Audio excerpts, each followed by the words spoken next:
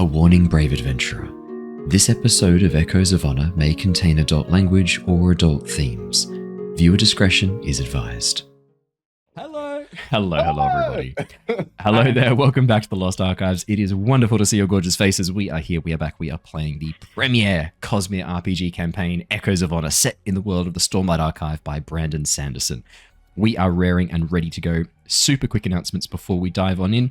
I actually don't think I've got anything fun to really share before we get up and running and get back in. Just that it's lovely to have you guys joining us on Twitch, live at 7 p.m. Australian Eastern Standard Time on twitch.tv/The Lost Archives. And for those of you who can't make that time zone because Australia is down in the bottom corner of the world next to nobody else but New Zealand, thank you for watching on YouTube or listening to the podcast. We really appreciate that.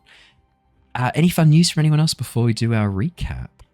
No. I was going to just say, I've been seeing the posts for the Cosmere stuff that's been coming out for Mistborn, and it's been really exciting. Like the artwork for Second Age, I was like gasping at some artwork that I was seeing, and I was like, this is kind of fire. So like, I'm very excited to see that. And I saw the new setting, the special like location that's kind of New Orleansy. That looks really sick. Mm-hmm. Every single post I've seen, and I think there was also stuff about like the terrace homelands and the main city, and there was a video about that. So cool. So just shouting that stuff out as well. There's some really cool stuff that Brotherwise Games are posting over on their socials, Instagram, Facebook, all the usual. The artwork reveals that we've been getting every week are incredible. They've also revealed a little bit more of the classes, or the heroic paths, I should say, which are really interesting. Some of Era 1 and some of Era 2, the way that you kind of like level up in your metals usage, like being able to burn metals or as a ferrochemist or as a conjurer, really interesting and really cool. I'm really looking forward to seeing how it all kind of plays out. Obviously with Era 1, you're kind of limited to like a single metal if you're a misting. But the Era 2 stuff, there's rules on all the different types of compounding from the looks of things. There's rules on like being a twin-born and things like that, how they kind of play off each other. I think even if you're not a fan of or if you're not an RPG player, I was going to say not a fan of the RPG, but if you're not like an RPG player, I think just as a fan of the books, there's going to be so much lore and extra information here. Like there was with the Stormlight Archive. There was a lot of cool stuff that we found out for the first time from the actual Cosmere books, a lot of the way that the singers work and how their different forms function. We also got to learn a lot more about the forms too, which I was really excited about. So yeah, I think there's going to be some cool stuff that we're going to get to find out lore-wise, probably more with Mistborn. Yeah, Ash, you're right. The Terrace Homeland stuff looks really cool. And the Terrace robes, I kind of had a picture in my mind that's not quite what I'm seeing in the artwork, but I really like what I'm seeing in the artwork. I think it's really cool. I think like how it's kind of imagined there is not quite what I had pictured in my mind, but I really like it as well. So I don't know, maybe I'll do like a hybrid of those if I do any artwork as a terraceman in our Mistborn campaign. No spoilers. But yeah, super excited for Mistborn. I've got a fair bunch of the artwork done. Matt's character is all done, all finished off. I'm working on a couple of the others now. We should have them all done by September, which is when Mistborn, the Mistborn setting does go live, which I'm really, really hyped for. Are you planning on running Era 1 or Era 2, Owen? Era 1 to start off with. It's going to be running simultaneously alongside the events of the first book, similar to what I've done with the Stormlight Archive. The main reason being that it's the most accessible for people who aren't as familiar with the setting, and it's a good way to hopefully get people into the books, which is one of the main kind of goals I have, I guess, with this, is for those people who aren't familiar with Brandon's work. This is like an entryway to kind of get excited with the world and go and read the books and get into it as well. More likely, though, it's people who really like the books coming in and watching and enjoying the RPG. But yeah, first campaign will be Era 1, and then I've already got a follow-up campaign set in Era 2, which is going to be based on the events of what happens in Era 1, and I've already got a title for the Era 2 campaign as well. I've got titles for both Era 1 and Era 2, which kind of flow on from each other. So it'll be two halves of the same story told across the two eras. So you're planning ahead about as much as Sando does then? Yes. Yeah. Correct. Yeah. I mean, I don't know if you're keen enough, Owen. I think you need No. Like I said, he seemed very blasé about all this, particularly the Mistborn RPG. Like, I'm already planning the next campaign that we haven't even started yet. I've also written. This is so bad. I've also written a overview, like an overview campaign for like a World Hopper one that bridges the gap. But so I need to stop. Look, and I can't do it myself. I need your help to stop me. Subscribe, like, and leave a comment. It's the only way I'll be prevented from doing. Well, I mean, Isles of the Embark gave such a good like template for how you do that. What's the problem? So, exactly. Yeah. And what was the other? Give him a little ship, give him a little crew. Away you go, exploring. Off you go. You got the dragon benefactors. It's really funny because even in like normal D&D now, like we keep being like, oh, roll for deduction. Because there's no deduction. D&D. Fine, I'll use investigation. Exactly right. Oh my goodness. All right, let us do the recap. Let us dive on into the session without any further ado. Our story follows a group of unlikely allies and friends, survivors of an attack on their caravan, now banded together under the banner of Bright Lord Bethab to seek those responsible. A cabal of light-eyed Aelthi nobles calling themselves the Sons of Honor. With their most promising lead, a bright lady Ralanat, who was leading the caravan, known to be hiding in Aladar's war camp, the team have used Alaran's position as examiner for the High Prince to gain entry to the camp, under protest from Aladar's commander Mintez. Their investigation now well and truly underway, the team have followed Ralanat's trail to a townhouse in the northern reaches of the camp, near the infamous Red Rockbud gambling house. After searching the house and finding it deserted and ransacked, the team suspected Ralanat or her assistant Zindan may have been kidnapped or taken, a trail of fresh footprints and drag marks leading towards the northern crater wall. Just as the team left the house to follow the trail, they found themselves ambushed by some guards under orders from Commander Mintez. Taking on the soldiers, the team fought for their lives, some nasty hits getting through, but they were able to slay all but one guard, who has now been taken prisoner. We left off last session as the team quickly dragged the bodies back inside the ransacked townhouse and prepared to question their tied-up guard. We jump straight back in as you had gathered, pulled and dragged the bodies back inside the ransacked townhouse. I believe it was Alaran who tied the hands of the guardsman. I think that's right, wasn't it? Doesn't matter. One of you had tied up the guardsman and dragged him inside as well. We jump back in with all of you inside the townhouse once more. The ruins and destruction of this place having been torn apart, evident all around you. The window shutters hanging loose, the door half off its hinges, but private enough, or at least more private than being out in the open streets. What would you all like to do? Can I ask a clarifying question? Yes. I vaguely remembered, so the captain who struck his own soldier. Yes. Is that guy dead? Yes. Yeah, I thought. Yeah, I put a knife in his head. Yeah, he has a knife through his eyes. Yeah. Okay.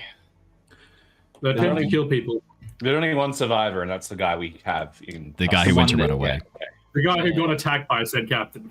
Oh, that's who I'm talking about. So the captain attacked him, and then he went to run away. Correct. Yeah, we got him. And he's alive and bashing his leg. Correct. Yeah. I think Rav-eth has like wrapped that up. I believe I could be remembering correctly, but Rav-eth said he was going to just bandage that to stop the bleeding. Yeah.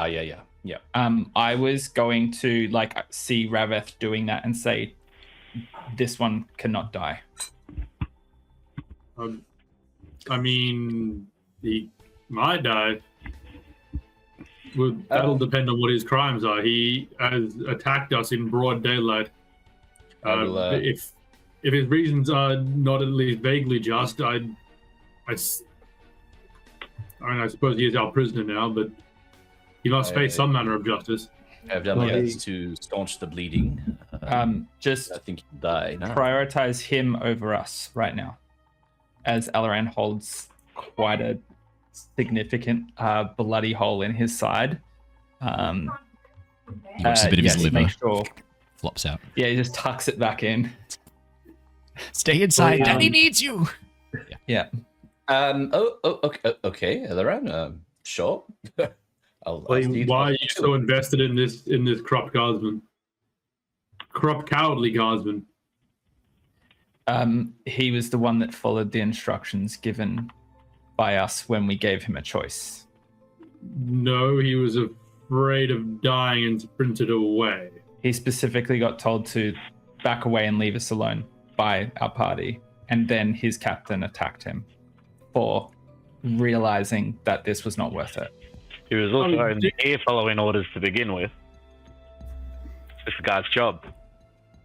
Can I just point out that Got to put corny to light on the table somehow. every moment we spend here means that our quarry is getting further away. That is a fair point, Neivien. And if they get outside of the range of my track reel, then well, we might lose them entirely. Is there a way we could either speed this up or bring him with us?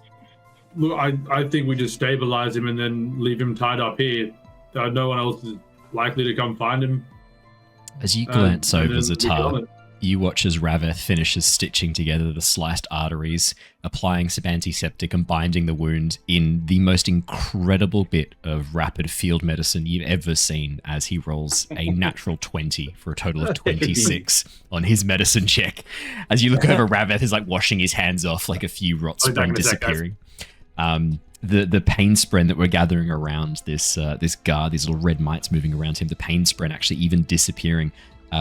Rav-eth, your needlework so fine, your stitching so precise, the application of anesthetic and antiseptic so well done that the guard is also really in minimal pain. You can see that the kind of dazed state he was in is starting to wear off. The pain now abating enough that he is clear and conscious as he slowly begins to look at us. Thank you. Thank you. You did not owe me this. You've saved my life. I'm sorry for what it's worth. I was just following orders until I realized what those orders meant. And I know it might not mean much, but I am so sorry. Alaran's just gonna put his hand on Rav-eth and say, "Thank you for your work." And he's gonna look down to this guard and say, "We're gonna have questions, but be silent until we ask you questions." Could I make a suggestion, perhaps? There is no way that he can go back to his commander now. He'll be killed for sure. I mean, obviously, he's the only one that knows what exactly has happened here, but I don't think it would be safe for him to do so. I could write a small missive saying that he's in our care and send him back to our camp. Perhaps at least he'd be safe there until we can come over. Let's just wait and see. That's a great idea, but if this guard in an injured state tries to leave the camp, it will look like he has deserted his duty, potentially. There are eyes everywhere. If we put him in different clothes, perhaps wrap him up with a hood. Ztar, would you mind going into the back room and seeing what of those clothes we could organize up and bring forth some potential artifacts? I think I also need some coverage given what has just happened. With the guardsman now conscious, he watches Ztar half rolls his eyes and goes, "Yes, master, I will search for clothes."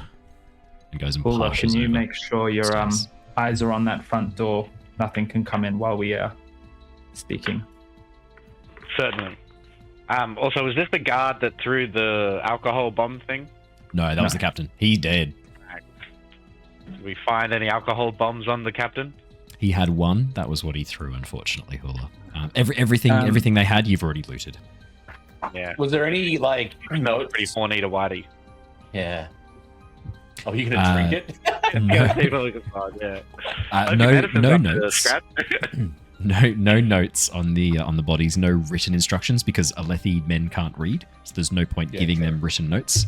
They would have been given verbal instructions to come and act in this way. Cool.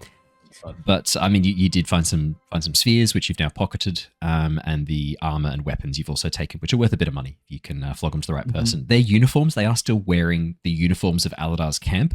I will point out though, their uniforms are covered in blood and are sliced and diced. If you wanted to take those uniforms, you could. You will need to get them cleaned and repaired, and it's going to be hard to sew up the patches, especially the one like in the neck that's like down across the chest, and then the one that's like cut through the sternum. That's going to be hard to patch up and be like, oh yeah, so it's just a normal uniform. I certainly didn't take this from a dead man.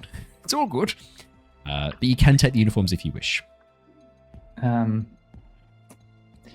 While on the uniforms. while that's happening, who has the captain's sword? Because I remember there was a talk about someone saying that they couldn't work out the glyphs, and just because that's Alaran's kind of like Aelthi swords might be a particular piece here. But Alaran's probably not paying attention to that right now. I just wanted to flag it. But I think Hula was carrying most of the heavy stuff. I think Hula, if I remember correctly, Yeah. you put your hand up last session and said anything heavy I can carry. I haven't put it into my stuff yet because I just got it in the chat log. Yeah, exactly. Yeah. That's fine. There will be The a only joint thing- inventory on Beyond 20 on Demiplane at some point. It's just not active yet, unfortunately. sorry. That's fun. The only thing I snagged is the spear, so I actually have some variety of weapon. Oh yeah. That's Nice. right. Yeah. I mean, as Ztar disappears from view to go and search through the stuff upstairs to try and find some clothing. I mean, the place has clearly got a lived-in look. You get the sense that if this was some sort of safe house that Ralanat was using, it was set up to look like an ordinary house. Having a bit of a look around, I think you guys did a bit of a thorough investigation last time, so I'll give you this if you just in case you don't remember. It doesn't look like much has been, or if anything's been taken. Again, it's hard to know what's missing, but from the looks of things, there's plates and cups smashed, but you definitely got the sense that this was staging to make it look like a break-in and a burglary, when in actual fact you think another crime, something else took place here, possibly a kidnapping. But all the clothing is still here, torn out of dresses and scattered about. Can I clarify that when we were talking at the Red Rock Bard, there was a line of communication about it looked like just a place on the surface, but there was definitely a tunnel or secret room further back. That was like the previous conversation we'd had, and I don't think that was this location, if I'm correct. That was just, okay, cool. That's what I thought. I just wanted to make sure that we were like, if this was something we considered was here, we have thoroughly tried to investigate for that because it is up against the outer wall. I'm not sure if there was a secret tunnel, but there was certainly rooms at the Red Rock Bud that were like where the games were actually happening upstairs, I think. I thought there was talk of specifically rooms beyond where there should be rooms, and I didn't know if that was at Red Rock Bud or if that was the Red Rock Bud. A secret. Okay, because I thought it was talking about like essentially breaching out past the perimeters. Like so the Red Rock Bud is up against the crater wall, and the conversation you kind of overheard and were investigating part of was that the Red Rock Bud itself is probably connected. There is probably a pathway out of the Red Rock Bud through the crater wall to the outside, so that people don't have to come through Eldar's camp and get noticed by guards. I think that in that case, then that's the thing that once we got here, maybe that has clicked back that's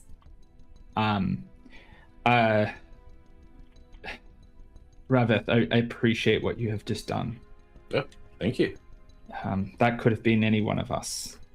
Indeed, it's impressive what you can do when you don't have any injuries yourself. I was rather lucky not to take any injuries there. And I'm sorry that I've put myself into it again, and I've shown why I should not be near the sword. Well, I mean, I think there was certainly something going on there, but it all worked out in the end. I mean, I will have to pulls his hand away from his gut while he's I will have to tend to that. I just want your focus on him right now until he is good. I'm sure he'll be fine. Sorry, you go, Alaran. I also have an apology to the party. If this instruction is coming from Mintez, then I unfortunately provided him information. I thought that I was building an ally in the camp, and I was doing right by making that connection, but I gave him information that he's used against us. We all have to take a gamble every now and then, especially in a place like this. If we trust no one, we'll get nowhere. You made the gamble. Unfortunately, it wasn't the right one, but I don't think you owe anyone an apology for it. It is what it is. If anything, we've actually gained a lot of interesting information out of all of this. I mean, granted, the situation is a bit dire. We still haven't been able to locate Ralanat, and I doubt we will be able to, given the circumstances. We may have to head back to Betham and regroup, but at least we know now that Bright Lord Mintez isn't to be trusted, and well, we know that there's a deep web of deceit that seems to be spreading its tendrils all across the camps. I think you're right. I would like to think that we could, finish our business here, but I think our best option is to get out while we can. Mintez wields a shard blade and plate, and he is not someone we can trifle with.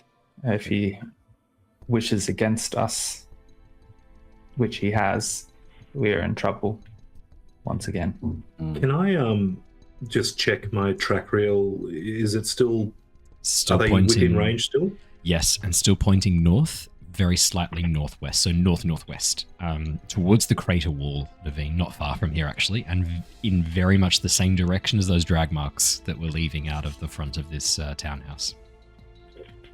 I still have a bead on them. I don't think we need to give up just yet.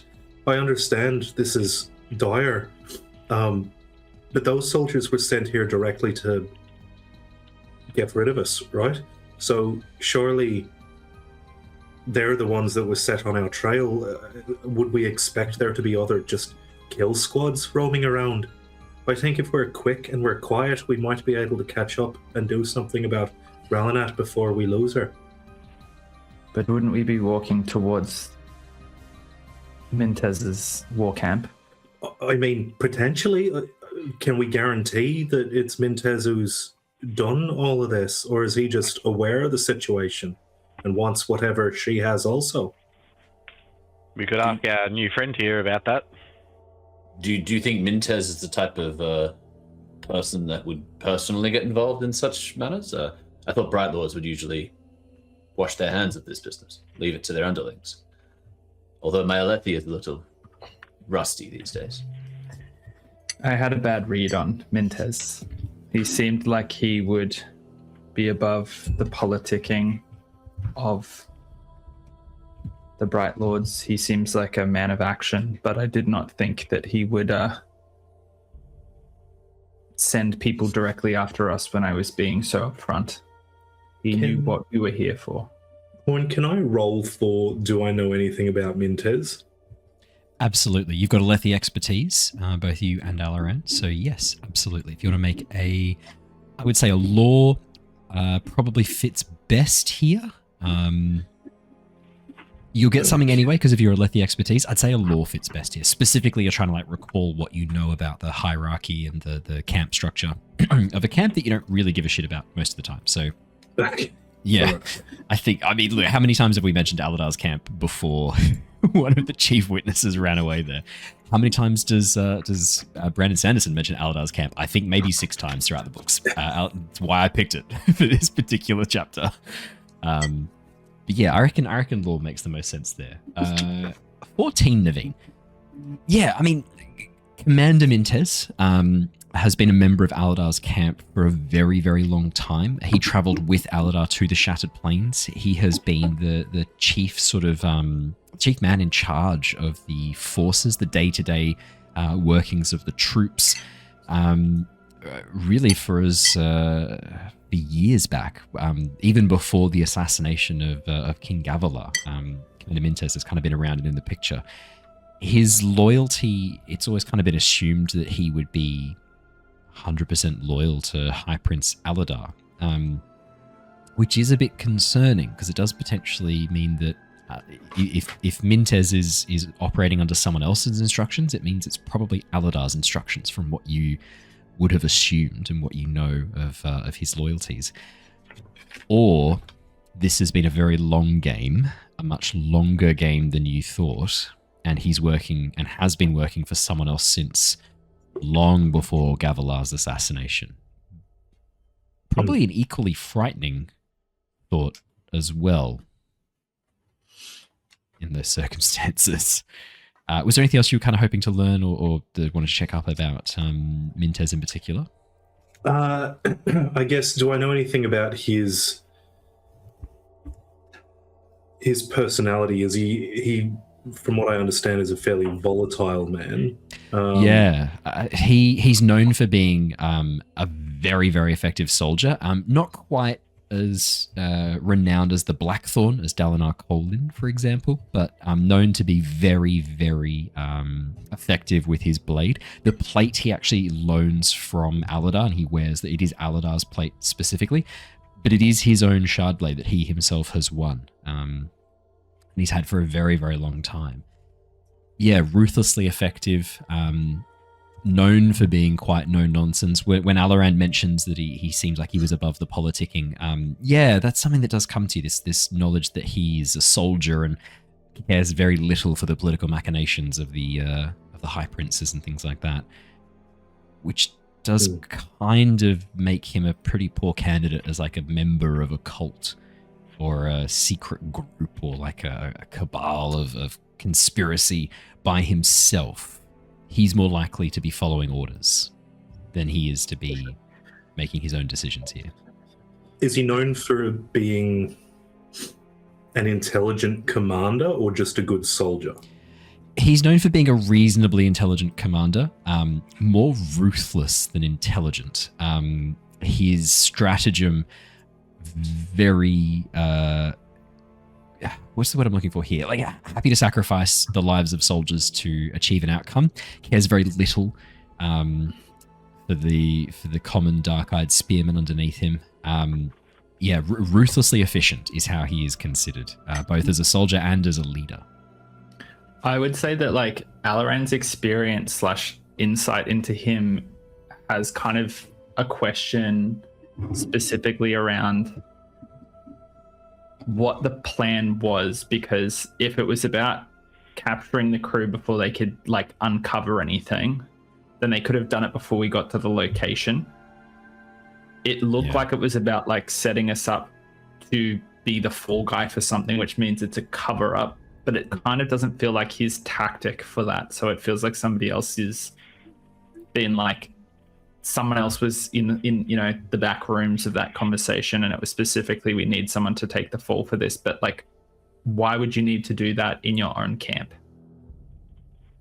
Like, who do you have to prove to? Like, there's eyes on the town, but it's just like people watching, and it's not a popular area, and we know that there's eyes out there watching, but like, are they trying to find a justification for taking a threat to another camp? Is me in my uniform the justification for infiltration? Well, let's find out. And I'll crouch down next to Limpy McGee. As you go to do that, I grab your hand. Which hand? The safe hand or the non-safe hand? That's all I need to know. Can we roll for it, Raph? We can roll for it. I would only say that.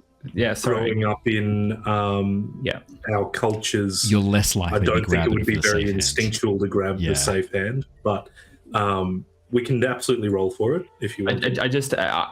I think it's an instinct in the moment of you squatting down to like this figure, and right now, Alaran saw the last thing that was you coming at them with your hand that scared that person into like your obedience, that then got them attacked by their own commander. And that's the hand that's got the soulcaster on it. I was going to say there's only like a 15% chance you'd grab the safe hand, but I'm going to up that because specifically Naveen's danger hand is her safe hand. I'm going to up that to 25%. Can you roll me a D100 on roll 20? On a roll of 75 or higher, it is the safe hand that you grab. 31, you grab her non-safe hand. As you grip your fingers tight around Naveen's wrist. Damn it. Why damn it? What do you mean? That would have been weird for him to grab her safe hand. No, I said scandalous, not damn it. That would have been scandalous. It would have been quite scandalous, you're right.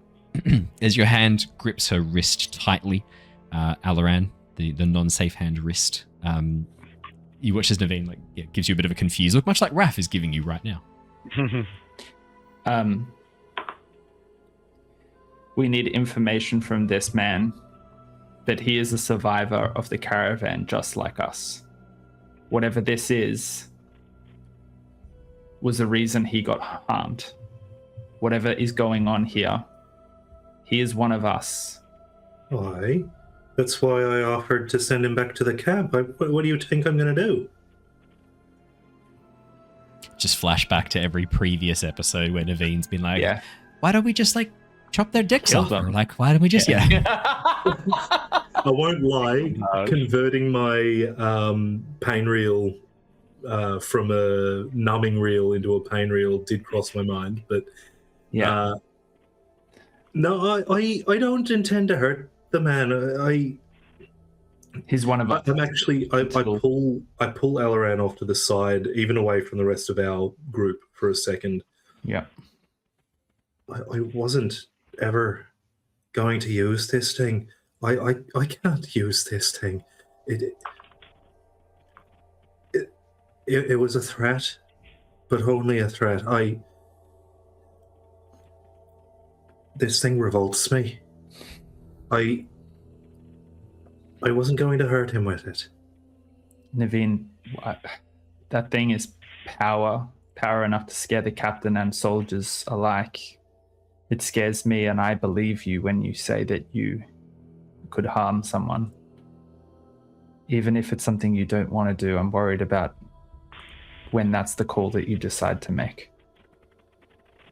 If our lives are genuinely in danger, I don't know what'll happen in the heat of the moment, but I don't want to use this thing. Neivien, our lives have been in danger since we arrived on the plains. True. Immediate danger. Let me put it that way. Immediate foreseeable danger. Yep. I'm not going to hurt him. And we don't have time for this. We need to ask a few questions, find our right path, and get out of here. I want to trust you, Neivien. Let's get those questions. All right. Look, I'm happy for you to take the lead. No one was asking any storming questions. No, I think you should ask the questions. You're the right one to ask. I'm not feeling so fine myself. All right. Yeah, you really should do something about that. You watch as his kidney begins to slowly extrude from the hole. Hello. Yeah. I'm right Begins to here. pop out between the ribs. I am a surgeon. I can help you. What's your health all right, insurance like? I can mend your broken body. I'm going to head back over to the soldier then. To his credit, he others. is sitting very quietly, very politely. Having been told to shut his mouth, he has absolutely obeyed that order. With his arms tied behind his back, kneeling in a pretty uncomfortable looking position, he has not moved a muscle. Just kept his head down while all of this is going on. As you approach Neivien, he slowly looks up towards you. This young man, maybe in his mid-20s at the very oldest, probably early 20s more likely. Dark hair, darker blue eyes, not dark, but low-level light-eyed. As he looks up towards you, he watches a little tremor moves across his body, a shiver of fear, and you watch as his eyes widen, moving from yours to your safe hand, and then back to you again, as you watch him begin to shake a little bit. I'm going to crouch down beside him and pointedly take the soulcaster off and put it back in my satchel. You've proved to us that you want to live. Your actions have said more than words ever could today. So answer us a few questions, and we'll do what we can to help you get to safety. Yes, I will. Thank you. But please don't turn me into anything unnatural. I won't. So long as you work with us. I ain't dropping no leaves, sir, I promise. Yeah. Can't resist. We need to know what exactly is going on here. What do you know about why you were sent? What were your orders? What is happening with that ransacked house? And what do you know about the people that were in it? There's a widespread black market that takes place here in Alaran's Camp. The guards are paid to turn a blind eye to it. There is constantly supplies of spheres coming to our captains and distributed to the rest of us to not see things, to not know things, to ensure that this camp operates in a way that is not like the others. I don't know specifically what we were ordered to do. I just followed the directions of my captain, and he told us that Commander Mintez had ordered us to keep an eye on some criminals who had come in from outside the camp. All of you, we were given descriptions, told to keep an eye on you, and told to follow you. Once the examiner from Bethab's camp had finished talking with Mintez, we were told that you were going to be causing trouble here, that you would disrupt the balance here, is what my captain said, and that you needed to be stopped. All right. And what of this house here? What do you know of it? I don't know anything. I swear. All I know is that the captain knew that it would be in this state. He said he walked right to it once we'd lost sight of you. Once you ditched us, he came right here. He said that you would be heading here next, and he was not surprised it was in this state. He knew it would be like this, so we waited in the alleyways until you arrived. All right. Anything else you think that might be relevant? The people that are in that house are the people that we're trying to track down. We are not criminals.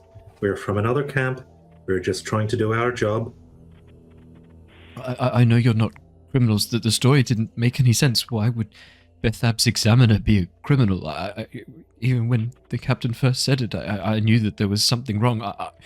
I assumed that they wanted to silence you because you would expose what was happening here with the black market, with the shady deals, with everything that was happening in the underground section of this camp. I thought that's why the captain ordered us to, and I didn't agree with that. So you admit that you knew that we would have done nothing wrong, so your orders were corrupt and you were doing it to cover up criminal wrongdoings? You watch as Ztar strides down the stairs, his arms full of clothing. You missed this a little bit, Harrison, but Alaran asked you. I had my headphones on. You watch as Ztar strides down, arms full of clothing, and just dumps on the table, hands on his hips, and looks down at this man.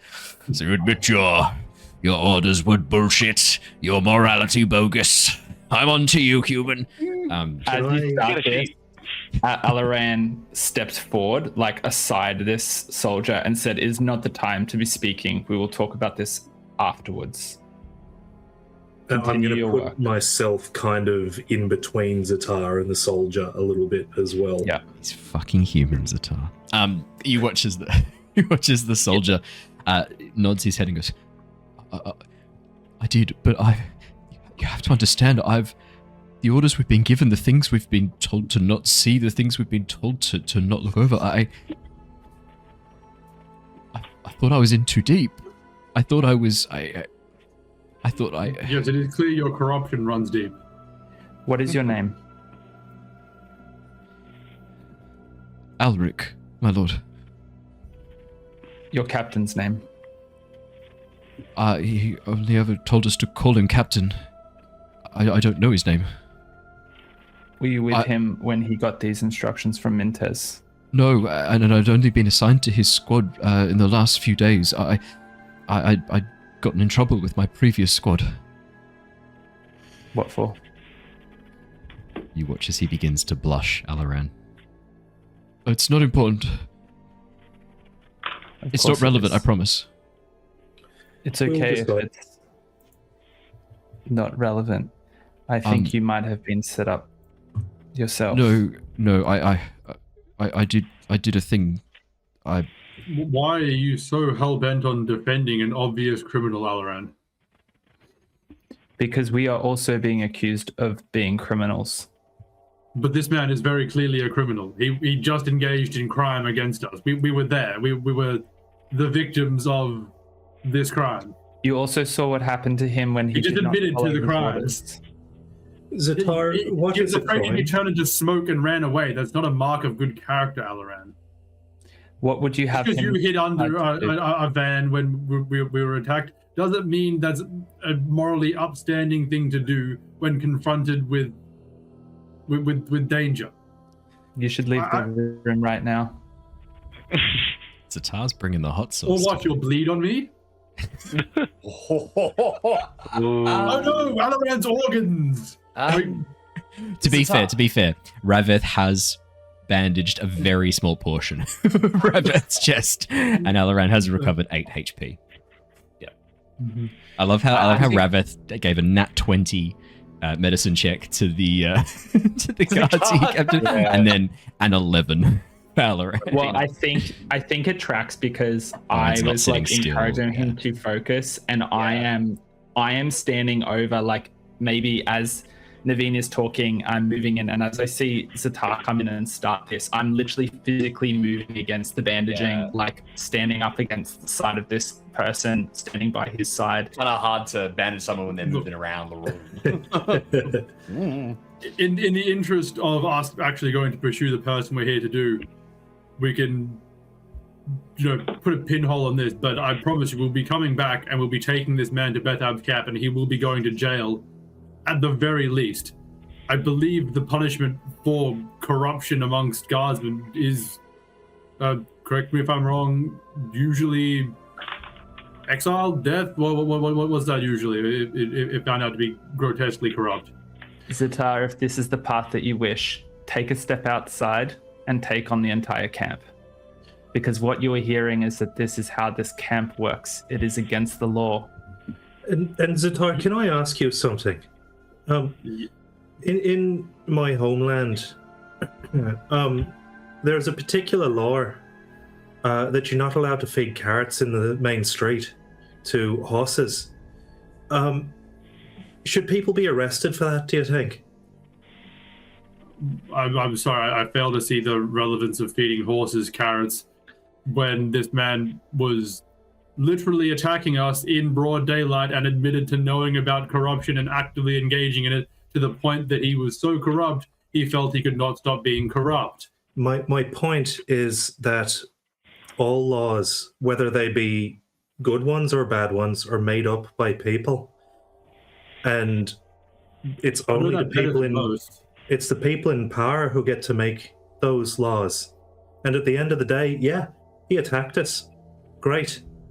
He's been punished already. He's probably never going to use that leg properly ever again. And besides the point...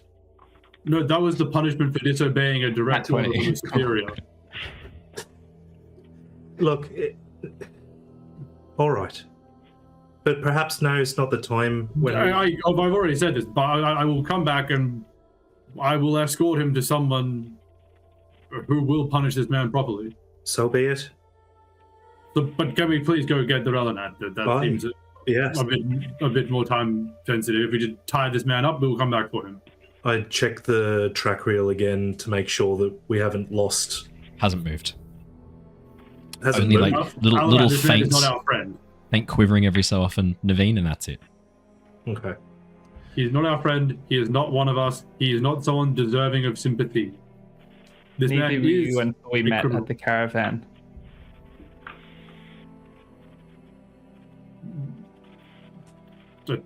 I was enslaved? Yes. But I just shake my head at Alaran, but let's go. Boys, girls, Rav-eth, let's go. Yes. Sorry, I just didn't quite know where you fell on that spectrum there. You're more blue than usual. Oh.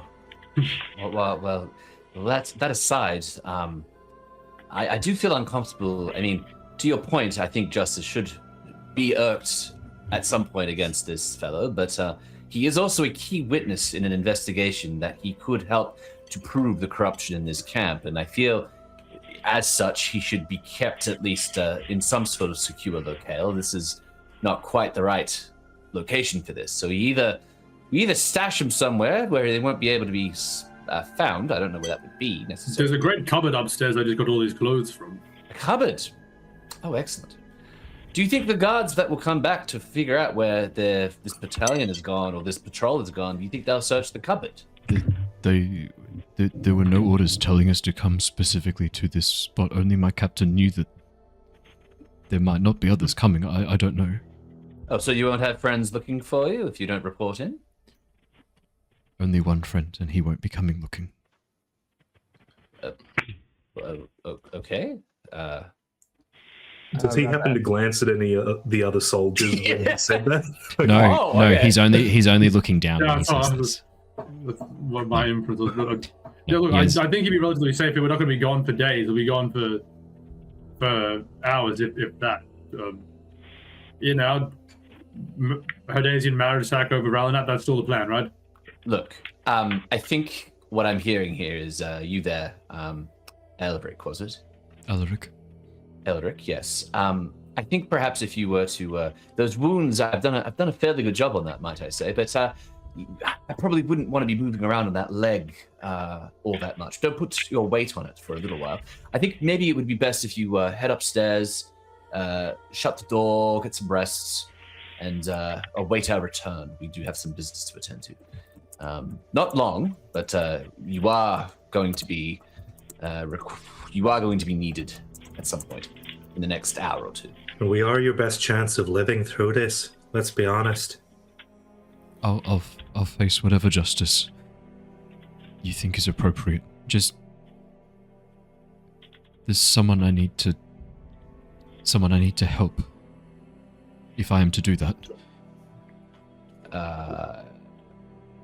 Look, if you do, as they suggest, help expose greater corruption, that does seem like mitigating circumstances for what your punishment will be. I'll share everything. I've seen everything. I've heard everything I've been ordered not to see. Stay hidden. We'll be back in 2 hours or so. We will get you out of here safely, and then we can deal with your punishment afterwards.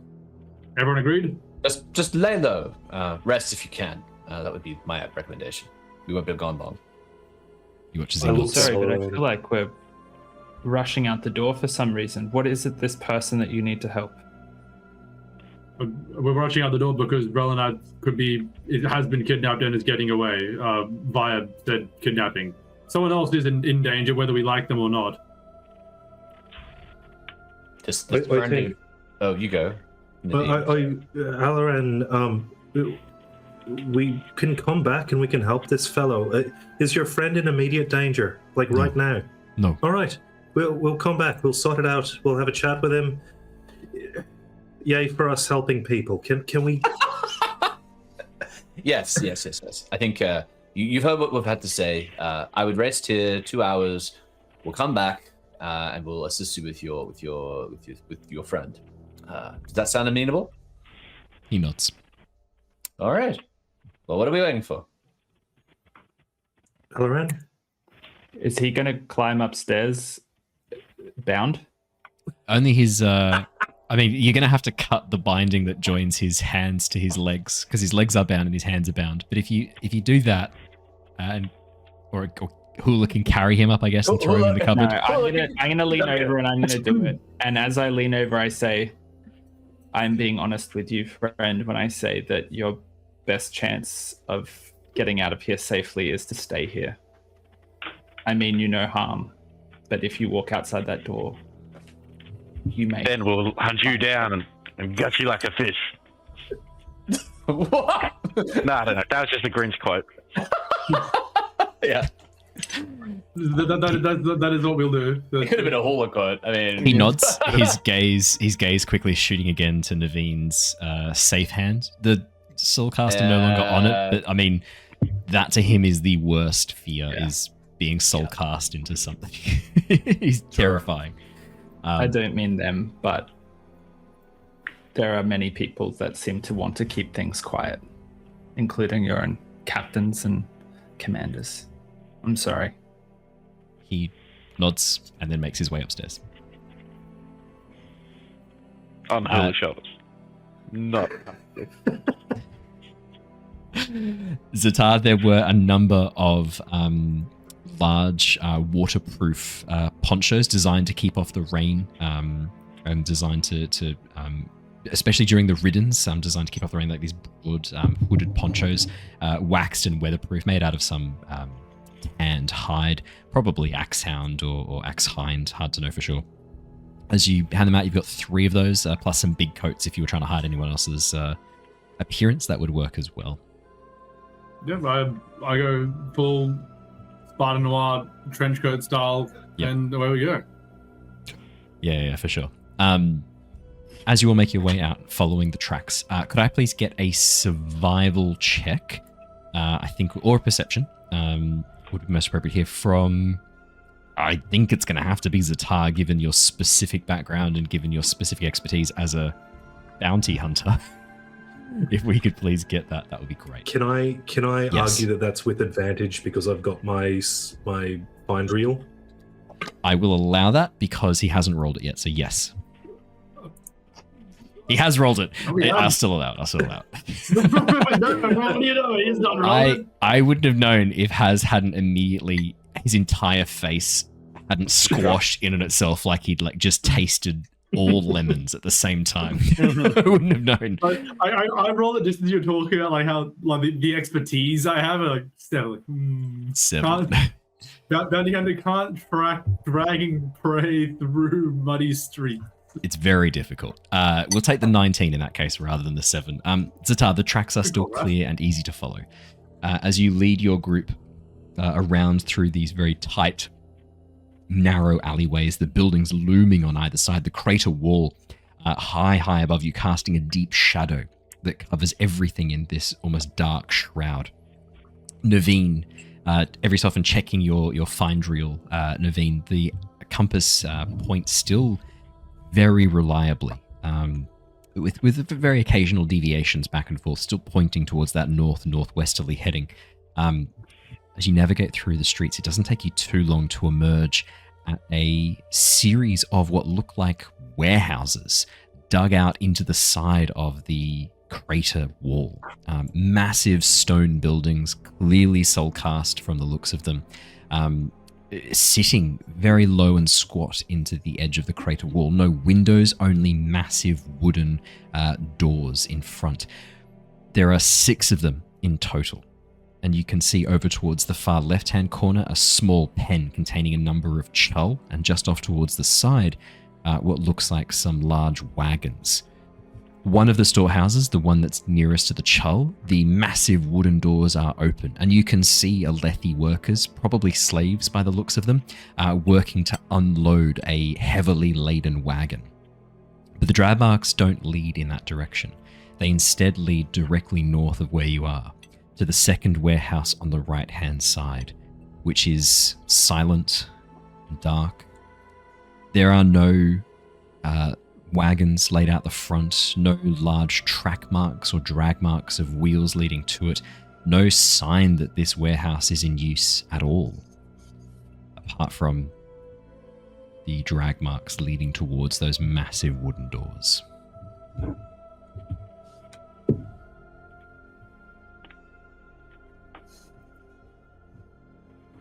I guess we'll have a look around and see. Can I use my spren like a familiar? Yes, absolutely. You can. Renegade, could you do us a favor? There's some criminals in this place. It would help if you could go in unseen and check if there's any ambush waiting for us. You are on mute, my friend. Correct. I was on mute. I will search ahead and report back, Ztar. All right, I have Renegade checking out the place ahead. If anything obvious is waiting for us, we should know. And then while he's doing that, shall we look for ways in that aren't exactly the front door there? Absolutely. Makes sense. As to your me. tiny patch of starlight disappears, moving towards the doors, it soon vanishes in the gloom, disappearing from sight.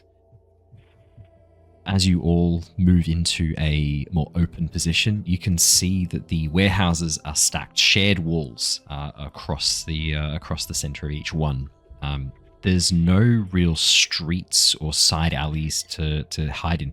These warehouses are up against the wall of the crater, and there is one road leading around the outside of the crater. This massive circular road that probably connects all the way to the front gate, continues as a massive circumference around the crater edge. The alleyway that you're currently hiding in is roughly about 20 meters from the warehouse entrance. The yard in front of it roughly about 15 meters wide, and then the road itself about 4 meters wide back to where you are hiding in the alleyway. can I get those of you who are hoping to get a bit closer, or those of you examining from afar, either a perception check for those of you looking from the outside, or a stealth check for anyone who's approaching closer? Mm-hmm. Good. That's an 8 from Ztar for the stealth check. Do 21. I have advantage for the find reel? Not really. The find reel doesn't help you with stealth. It does. That's a 25 for Neiveen's perception check. Don't worry, the light eyes are doing the good looking with their good eyes as they examine things. That's a 15 for Rav-eth stealth. Rav-eth's not too unstealthy. The problem is, Ztar, you're wearing a massive, open waxed poncho. You look like, as you walk, it rustles, the wind catches it, it flaps around you. You look like a giant ambulating mushroom at this point. I thought I looked like a cool detective. No, you do not look like that. We specifically said as you look like Spider Noir, which is Nicolas Cage, which is not a cool detective. Well, to be fair, Spider Noir is pretty cool. But yeah, unfortunately, the effect is rather ruined by the occasional wind that kind of moves through this area in a bit of a natural wind tunnel, causing the poncho to rise up around you like a certain Marilyn Monroe skirts, making you look like, an enormous ambulating mushroom. Occasionally, inflating like a parachute as you move across. It's not very stealthy. Luckily, Rav-eth is kind of making up for it as Rav-eth moves over. Hula, what did you roll? You rolled a 7 for perception. Well. Yeah. Hula, big old warehouse, probably full of junk. Nothing to see here. Alaran, Like every other building down here. Like every other building down here. There's no alcohol to be found. There's no women to be found. What is the point of this place?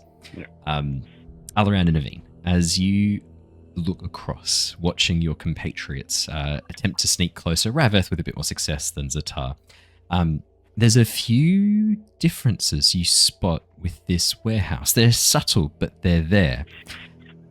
Next to the enormous wooden warehouse doors, there's a patch of the soulcast stone that has weathered slightly differently to the area around it. Roughly 2 meters high and 1 meter wide, this rectangular patch of stone looks much lighter than the stone around it.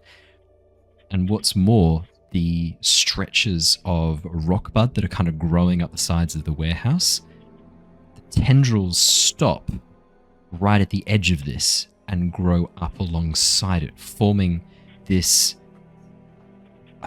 quite angular, unnatural straight line of root growth, which to your eyes would indicate maybe some sort of edge or bevel that the roots are growing into rather than along. The doors themselves, the hinges are actually quite rusted. They don't look like those doors would open, not easily anyway, and they certainly wouldn't be opening from the outside. The massive handles that are connected at the front and the rings that are meant to be attached to a chull to open have been removed. It's going to be very difficult to open these doors from the outside, these massive wooden doors. That strange patch of discolored stone, that really catches your eye.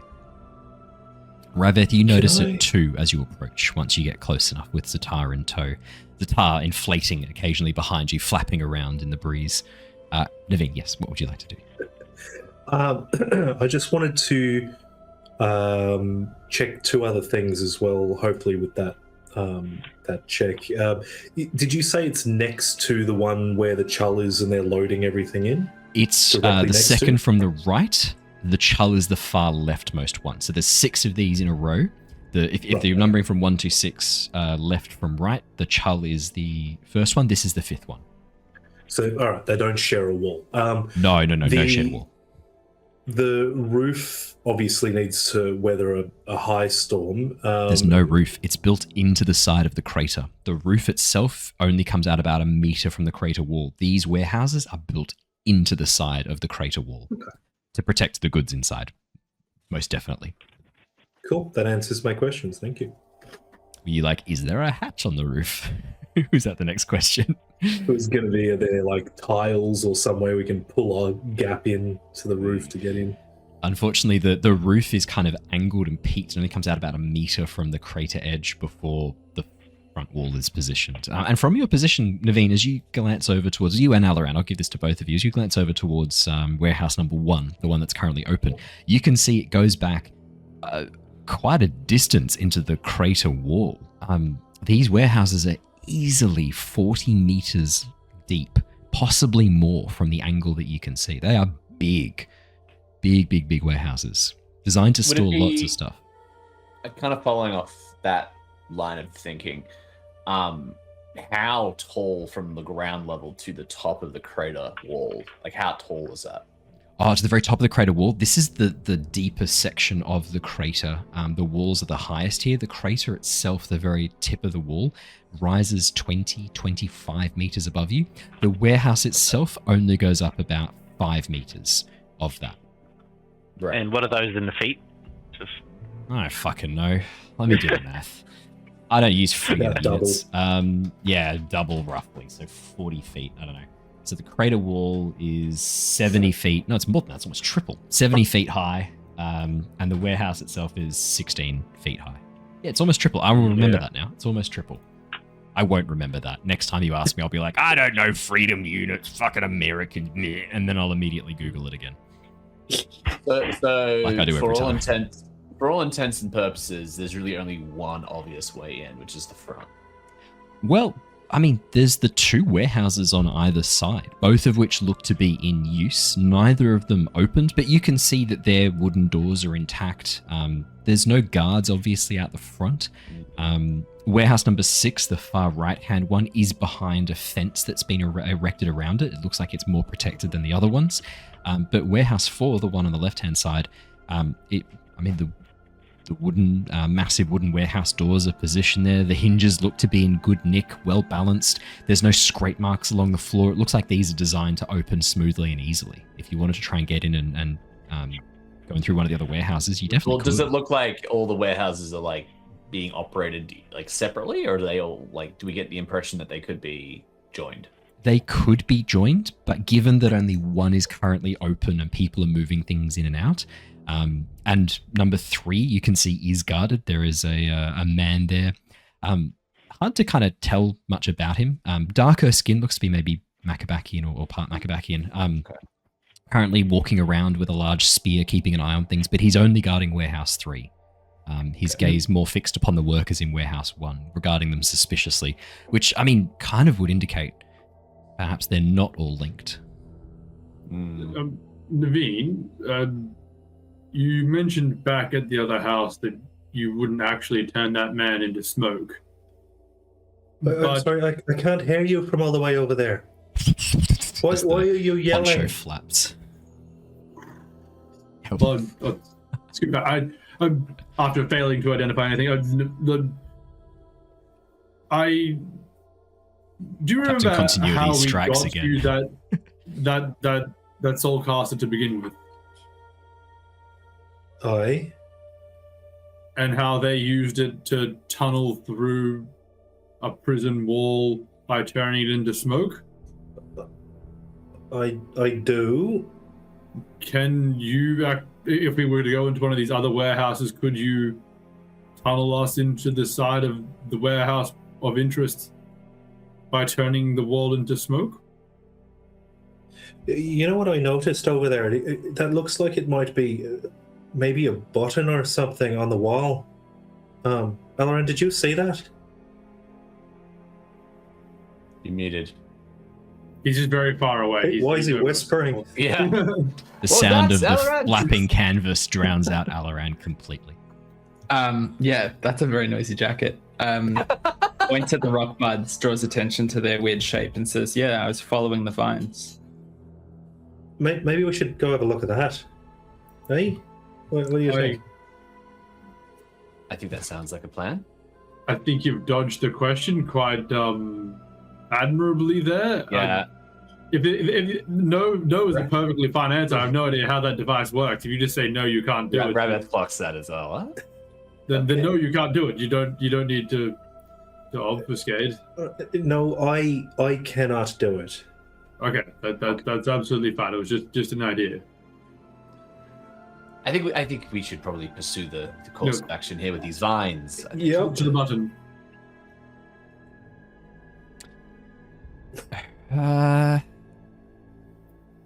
I'm wondering if I need to ask for an insight check from anyone, but no one's asking for it, so I won't. I promised Neivien I would take her at a bit more face value after accusations of violent murder and yeah, secretly working for the enemy. Yeah. So I as a Ztar at least will trust that that Neivien can't do it, and if there's a reason why she can't do it, that it's good and not actively working counter.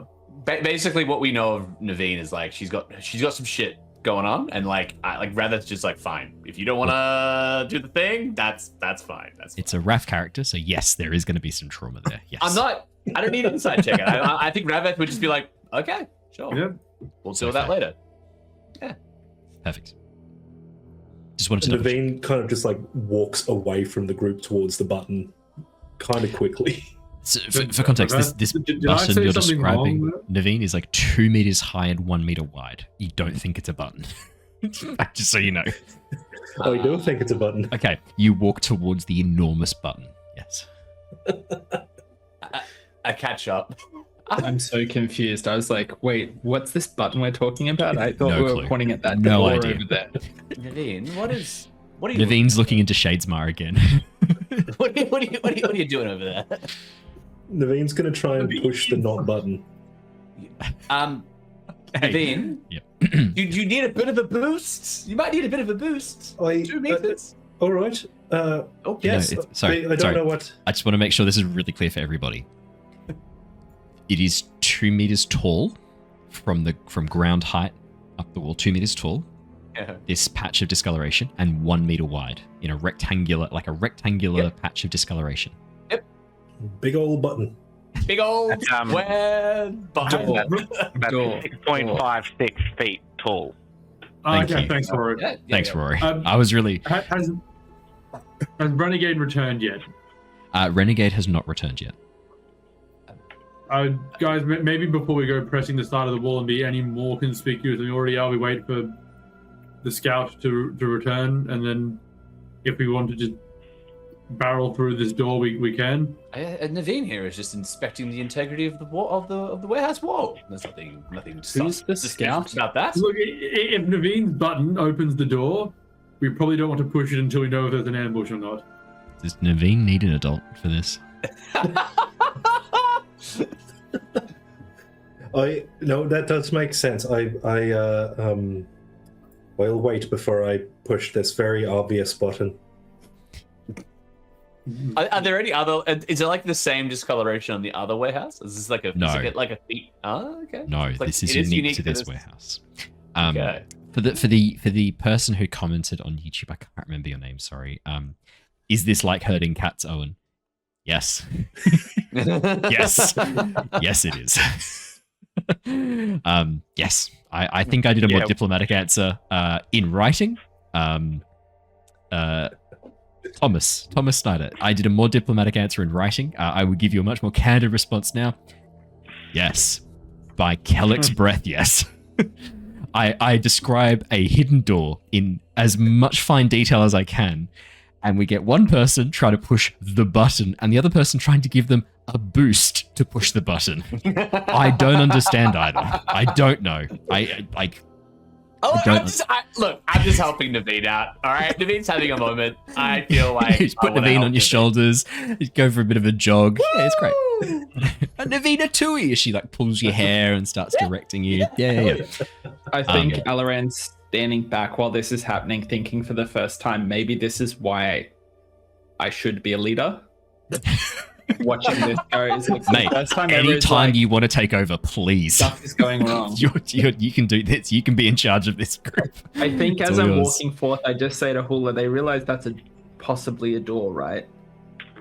Did they say button? you do push doors as well. Just Hula very much is like anything's button if you try hard enough. Joe, that sums up Hula pretty well, actually.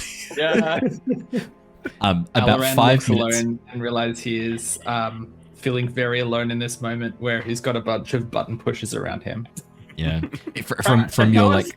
How was that just such an obvious like insult or slur? But like it's just a butt push and Filthy bum pushes. Yeah, disgusting. Yeah. In a world without computers, we're button pushers. Right. 5 minutes later, Ztar, a patch of starlight, a rend in the air, emerges from the gloom of the massive wooden doorway and begins to hum next to you. And you hear your Spren's voice, Renegade's voice. There is a large open room beyond. A tunnel has been carved into the wall. I travelled some distance down it. There are people there. Creatures and people. They have blocked off part of the tunnel with wooden barricades. Stakes designed to poke holes in your flesh. Your delicate flesh. Okay.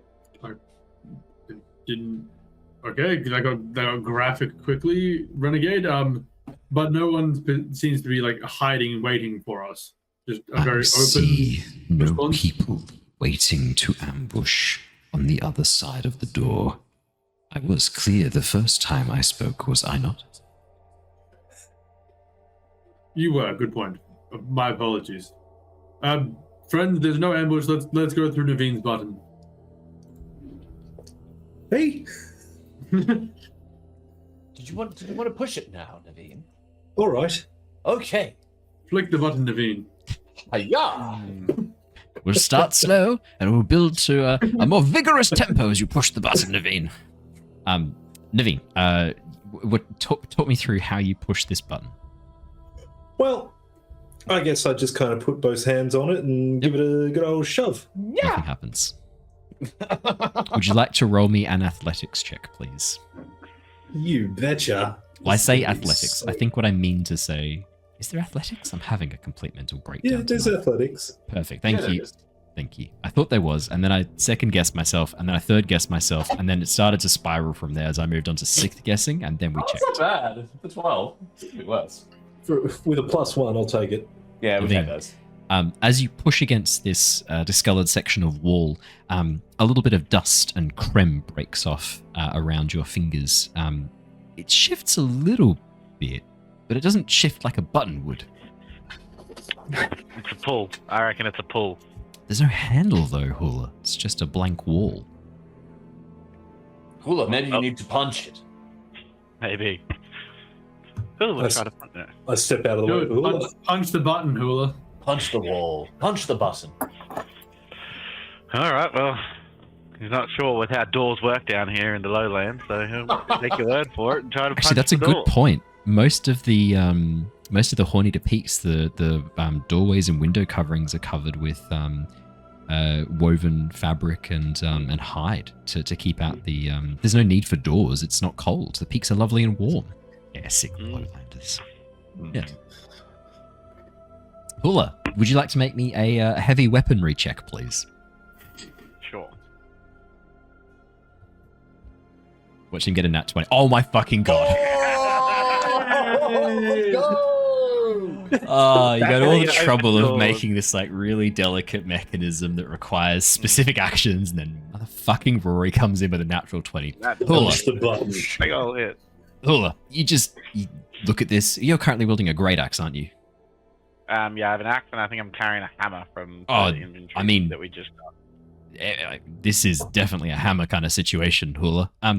You put your axe away, pull the hammer out, test the weight, and then smash the motherfucker with as much force as you can. There is a sickening crack, and you watch as the button splits in the center. Hidden, secreted hinges, perfectly flush with the stonework, immediately shattering under impact as the button breaks open, revealing a buttonway into the room beyond. Hell yeah, I knew it. Yeah. This is an elaborate button. Wow, look at that button go. As the Like I always fragments. say, everything's a button if you try hard enough. Everything's a button. And annoyingly, he is correct once more. As the fragments of the button drop around you, Hula, you can see there was a very, very delicate, precise mechanism of gears and cogs on the other side of this. And there was even like what looks like a hidden keyhole, but all of that's gone. It's destroyed utterly. I love it. You had to tell us exactly what we didn't do. I can visualize you tearing that page out of your DM book. Yeah, it'd be like, Joke's on you, I'm a burn it. Yeah, I'm soul casting it right now. Core DM experience right there. I'm so used to them now. They don't leave the scars on my psyche that they used to. Not in the same way. Doing this for a while. My hard work. Never I'm mind. sure we'll come up across another button in a different campaign. It's like you set up this like very intricate mechanism. I'm like, oh, there's a soul casting way in. There's all these alternates, and then Rory comes up with a natural 20 and just breaks the door down. It's like, here we are. I found the entrance. It's on the other side of this button. Kool-Aid guided. Yeah. I feel like with that 20, like anything would like any part of the wall would have been like, oh look, an opening. With your natural 20, Hula, I'm also going to rule. Okay, no, do you know what? I'm going to give you a choice here, Hula. I sort of described this as just raw destructive power, but I want to give you an alternate option here. You can tell me if you want to go with this. Would this be you? Raw destructive power. Okay, don't worry about that. I was going to say, would this be like a precise? Nothing delicate about it. No. Right. In that case, then yeah, the sound of like. I think you're more run-up swing, underarm. Fantastic. Like he's batting a home run. Hula just smashes this button apart. Smashing down, revealing a secret buttonway into the room beyond, the warehouse beyond. The drag marks continue from this point onwards. Yeah, I mean, as Renegade described, there is a massive, mostly empty warehouse here. A few crates and boxes stacked up against one of the far walls, some barrels as well. No sign of this passageway that Renegade described. But Ztar, as you watch, Renegade begins to move over towards the stacked crates and boxes and barrels. I mean, pretty clearly it's behind there, judging by Renegade's movement towards it. What is interesting, though, is the echo in this place. As the door is smashed to pieces, as you step through the buttonway, you can still hear the faint echo of that almighty thunderous crack. Still echoing in the massive empty warehouse. Well, I think the time for stealth has passed. All in favor of barreling through as fast as we can. There's a secret passage behind those crates over there. Aye. All right. Yeah. Be Right. on the lookout for more buttons. Tap Hula on the shoulder, and let's aim for the butchers. Let's go. Okay, so just confirming. No stealth, rushing forwards. Let's off. Okay. As you rush over towards the stacked barrels, crates, and boxes, it doesn't take you too long to spy the tunnel that has been carved behind these. There is a passageway through the stacked goods. These crates and barrels look to be mostly empty, and the ones that do have things in them, the barrels just have piled up sections of stone. It looks like someone's been excavating here. And it doesn't look like they've had access to a soulcaster for all of it, judging by the sheer amount of junk that's been piled up in here. Yeah, chunks of stone, chunks of rock and gravel. The passageway through the barrels is very cleverly disguised, so that from the outside looking in, if someone were to break into this warehouse, it would just look empty. But with Renegade leading you, it doesn't take you too long to find this tunneled out section. The wall here has been carefully excavated, revealing a partly natural cavern on the other side that has been adapted and turned into a passageway. And I'm going to move you over to a map at this point onwards. Welcome to the dungeon crawl. Let me put you in position. There we go, and I'll bring us all over to the map as well. You should all be able to see your character tokens in the bottom corner of the map, correct? Everyone seems happy. Perfect. As we kind of like come in, there's a bit of hesitation with Alaran, and he's kind of like maybe at the rear of the group. The idea of running into headlong trouble being a concern after the last, 30 minutes. And he just kind of like whispers off his shoulder to what he hopes is there. I hope you're there, my friend. You told me to ignore that pain and strike. I'm going to follow that instruction against my better judgment if I see an opportunity. I hope you're right. I'm here, lad. I'm glad you're here. Strike when the opportunity presents itself. Strike hard. Use the momentum. Don't blink. Stride forwards and strike, lad. As the voice goes silent once again. As you make your way... Wait, sorry, you go. As much as I love running into dark places with potential danger on the other end, Ztar, you did mention that there's some sort of palisade, some sort of wall. Oh yes, up ahead there's a hastily constructed stake wall with some people behind it and some creatures apparently. Presumably waiting for us. So maybe we don't go headlong into the stakes. Then I'd rather not. Well, no, we vault over the stakes, but I mean, the longer we give them to prepare, they know we're coming. The worse it's going to get for us. Okay, as long as I don't get impaled. No, you go behind Hula and I. Okay. Just to clarify, are we talking stakes with an AKE or an EAK? Renegade wasn't specific. It could be large wooden spears. It could be nicely. As you come around the corner, there's a man dressed in a very sharp black suit with a menu that he hands over towards you. Would sir like to choose from the side flank or the porterhouse of the chull? We have many cuts of wonderful chull meat available. The claws, in particular, are quite nice to crunch. Yeah, we're just Alaran hallucinating steak. It's not a thing at all. Alaran is hallucinating. None of that obviously happens. As the five of you enter into the corridor and begin to make your way down it, it does not take you very long. Only sort of 40 feet, about 15 meters away from the entrance. Thank you. Away from the entrance, the corridor is blocked by what looks like a hastily erected wooden barrier, mostly made of some sort of like sumpwood, some sort of woody stem that grows out on the shattered plains. Sharp stakes have been carved and set inside of it. The light flickering from here is the soft, warm glow of a fire, and you can hear the sound of voices talking as you make your way down the corridor. Speaking in Aelthi, you can hear a conversation taking place. I'm sure I heard something. It sounded like a loud crash coming from the warehouse. Keep your voice down, then. And that's all you hear as they go silent, begin whispering. Does this wall go to like the ceiling of the caravan, the cabin, or is it just like kind of like chest height? Less than a person height? Yeah, chest height, roughly like a meter, just over. Could I take this opportunity to breathe in some stormlight from my... Yes, and in addition, you actually do, at the beginning of each round of combat, you do automatically breathe in up to your investiture full of stormlight. We got that wrong last time. Not that it mattered in the end anyway, but you do. We had someone comment, and I went and double checked it as well. That is correct. You do breathe in stormlight at the beginning of every...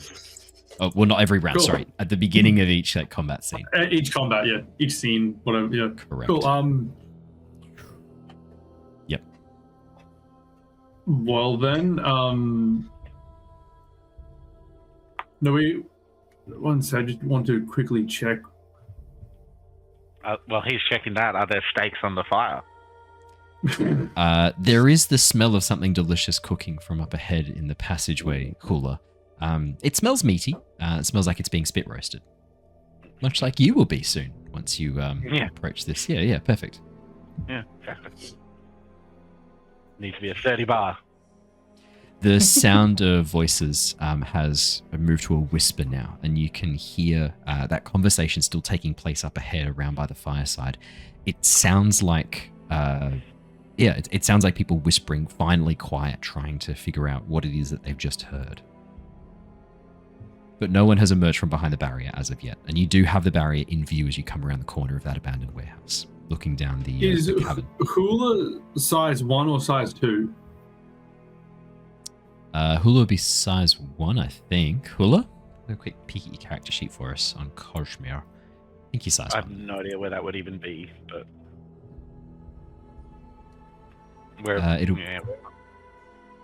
It's a good question.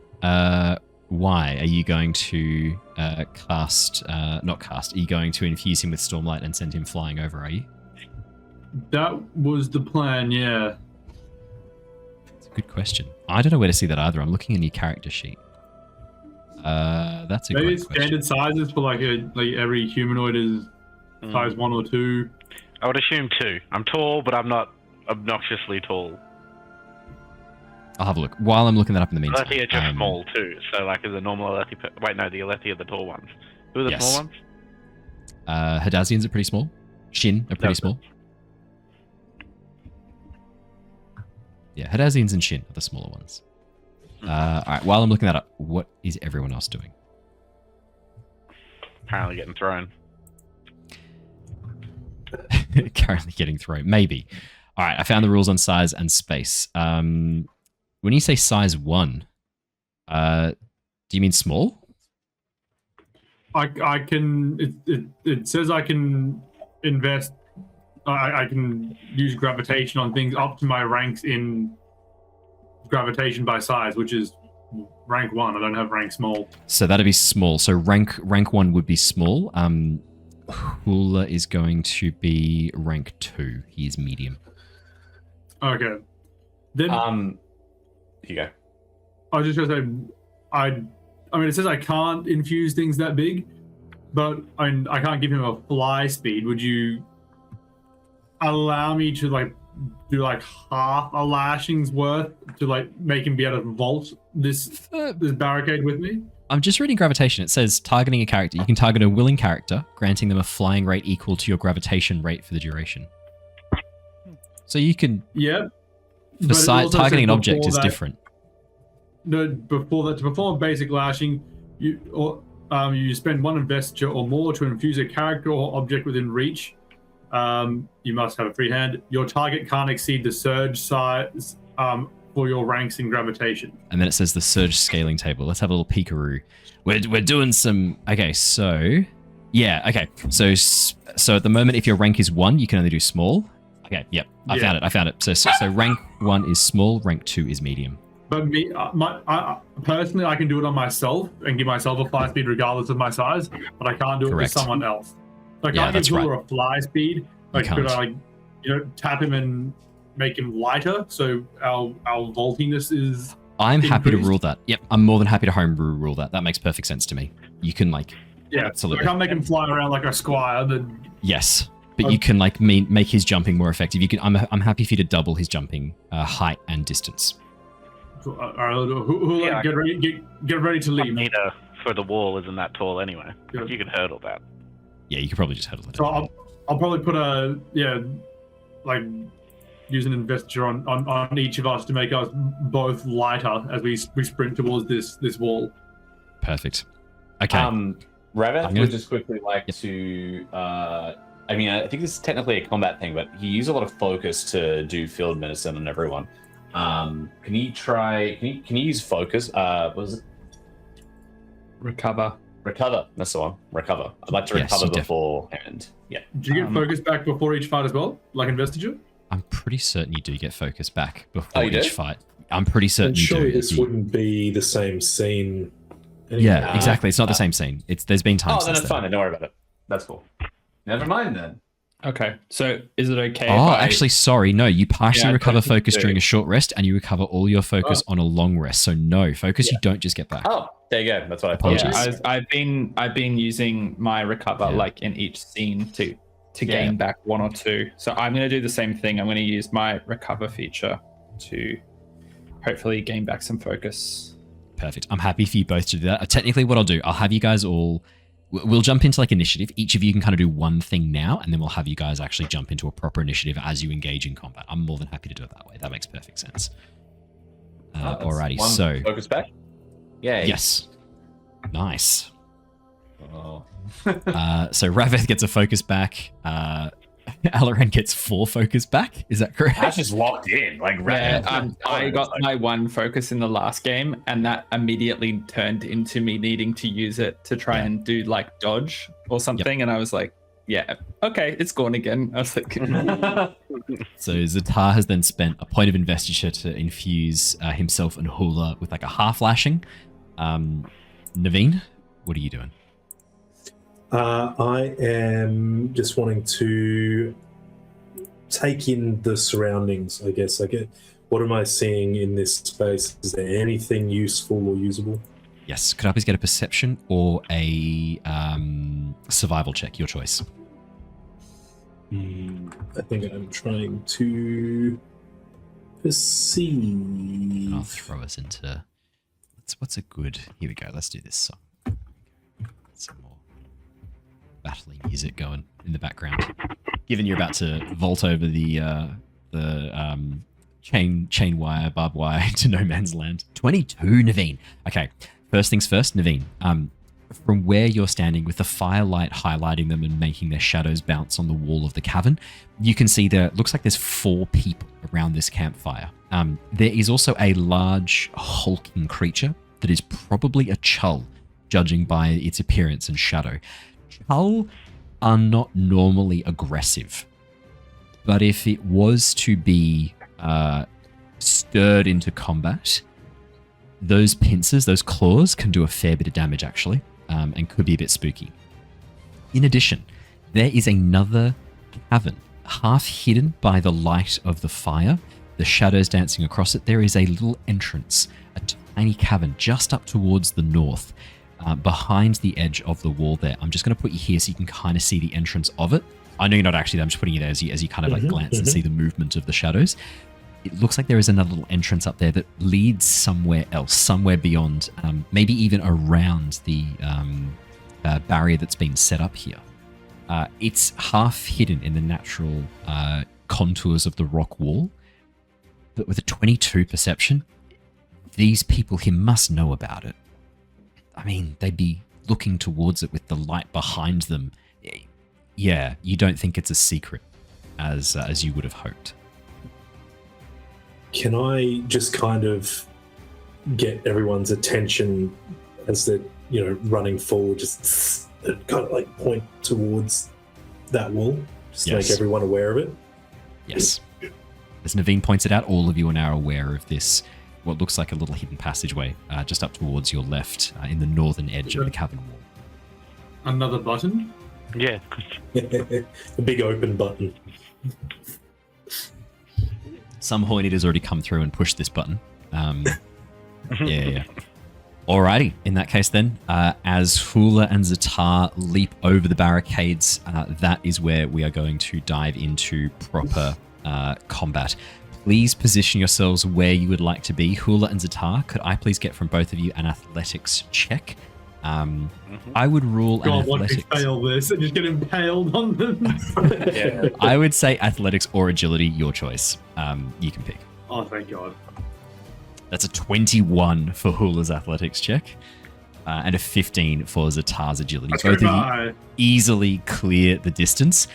If you'd like to position yourselves within 10 feet of the borders of the makeshift palisade, you can position yourselves, if you wanted to, right in front, each of you in front of one of the warriors there. If you wanted to position yourselves in another area, you could do that as well.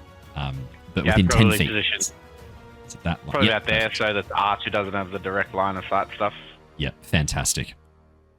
And Ztar, you can position yourself as well. For the rest of you, Neivien, Alaran, and Rav-eth, if you want to position yourselves wherever you would like to as you all rush forwards, with Ztar and Hula kind of taking the lead, your initial turns then would kind of end within 30, maybe 20 feet of that palisade wall. So wherever you want to position yourselves on that map, you are more than welcome to. And then we'll have everyone start their proper turns. As you leap the wall, the two of you immediately coming into the sight, you watch as the archer pulls back on his bow, preparing to fire. The soldiers turning around in surprise. A hooded figure wearing a very similar poncho to Ztar, pulling 2 daggers out from sheaths. You can see her long white eyebrows coming from underneath the hood, revealing she is most likely a Thalen.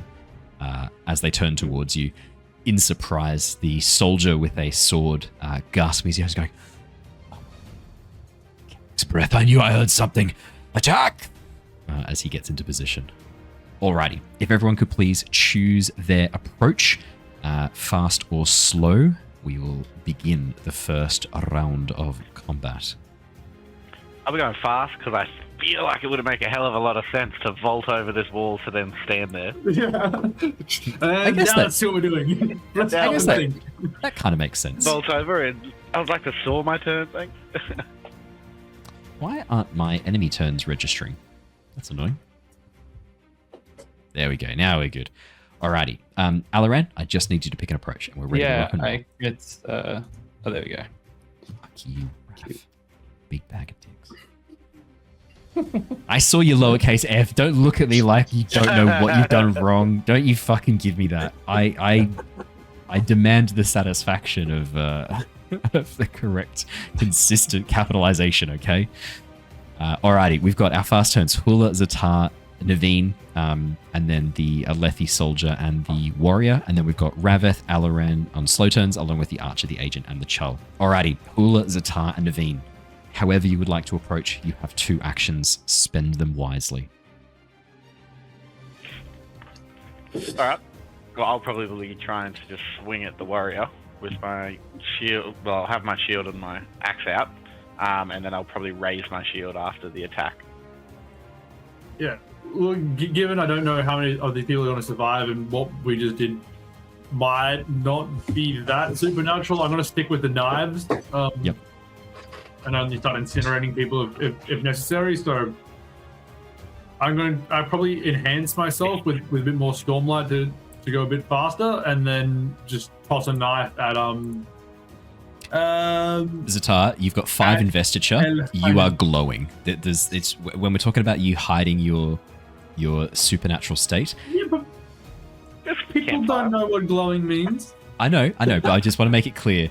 You are currently glowing like a bonfire with like 5 investiture, having breathed in the light of your spheres inside a dark cavern. You do stand out quite a bit. Even Kaladin was a bit obvious when he was like in the early days of breathing stormlight. You do glow. Yeah, maybe Just I so should have landed and incinerated, but no, I'll still stick with it. I'll enhance myself, and then I'll toss a dagger at actually probably warrior as well. Seeing Hula target him, I'll just try and take one. Like if we take him out as fast as possible, I can get Hula moving towards the the next guy with me.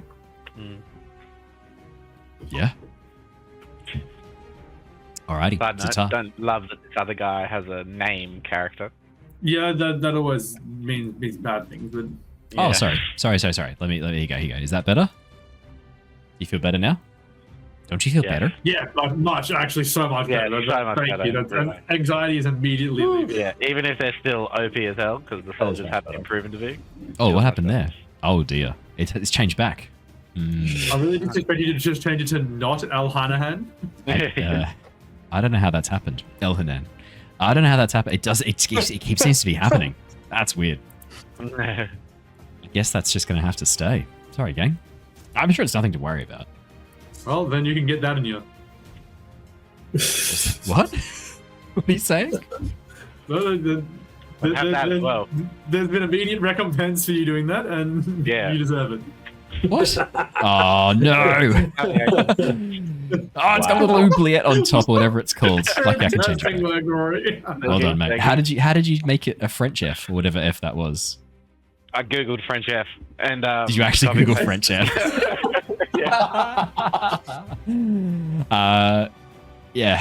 Mouth is all I will say to that. What are you guys doing? What's the plan? So Ztar has infused. You're gonna bonk first. Oh. Yep. So Hula loves gonna to go. I do love to bomb. It's true. I hear Hula orders from Fapomed. That is an in-joke only for the Discord. Only for the gentlemen and ladies who are subscribed to our Discord. And Discord, that is a special joke just for you. Okay, so 18 with mag. And that's for the warrior, correct? Yeah. That will hit, obviously. You're aiming for the button on his head. Yeah. Yeah, the one that switches him off. Yeah. Anything about to try hard. Especially heads. I So yeah, I'll believe. do that to him, and then my other action would be to, I guess, brace. Is that the equivalent of raise shield? Yeah, that's where you get behind your shield. Absolutely. Cool. I'll do that then. Fantastics. Ztar, your second turn. Yep. I'll toss out my knife. Sorry, it says in your character sheet you have a knife. I don't know where you got this knife from. But we need to talk about that. You can't just start new D&D games or Cosmere games with like a +3 Razor of Infinite Darkness that you brought from your last character. The Vorpal knife. I played them solo D&D. I now have a +16 Katana of Infinite head chapping. Yeah, 24 is going to hit, mate. 8 points of damage. Is that for the warrior that Hula struck or the soldier? Okay, perfect. Warrior, same guy. I'll just try and take out one at a time. I think the Hula's bonked him on the head, stunned him, knife to the side How do you want to do this? of the head. As the using the hammer, Hula? Yeah. I've got the axe. I'd say As the axe. axe comes down, cleaving into this man's head, it chops off it gets stuck in his skull, and you watch as he kind of like pulls himself free, blood squirting as he turns towards you, reaches up to kind of touch it. Your knife then taking him in the throat as he drops Ztar.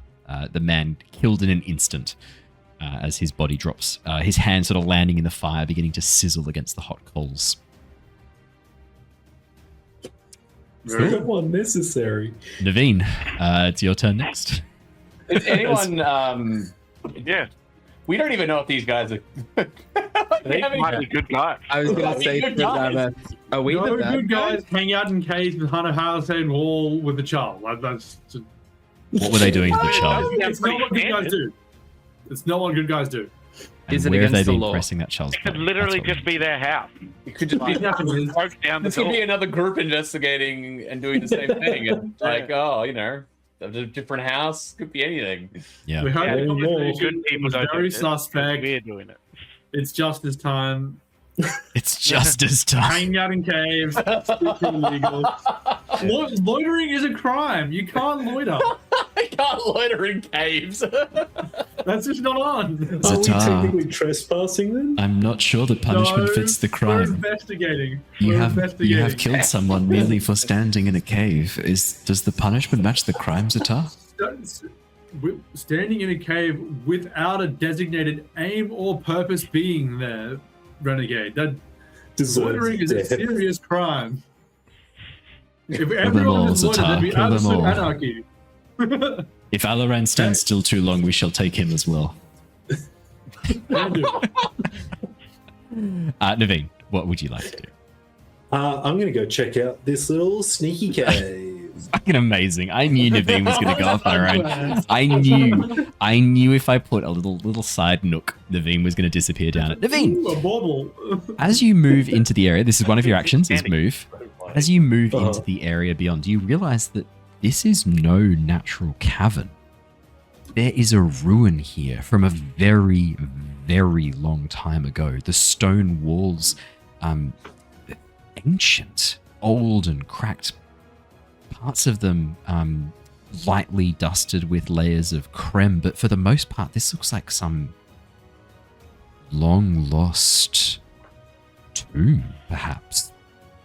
Around the edges Great. of the room are semicircular recesses with what look like stone soulcast bodies, and a Aelthi practice to soulcast your dead into stone once they're dead, obviously.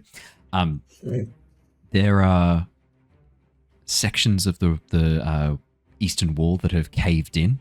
A couple of these semicircular nooks are gone. In the center of the room, a stone dais rises up. In the very middle, a statue of a man or woman. It's hard to tell. They're encased in the most stunning armor you have ever seen. No seams or patches. This statue has been carved to look like it is dressed in shard plate. And clutched between their hands, a shard blade. Still carved from stone, not a real one. Gorgeous. Long, the edges curled like flame etched in steel. this room is not what you expected. At the far end, you can see another sharp wooden palisade wall. And behind it, two curious-looking men who seem to be glancing over it, looking down at the passageway you've just come from, hearing the sounds of shouts. And as they spot you, you watch as they immediately knock arrows. Whoa, no, not me. They're back there.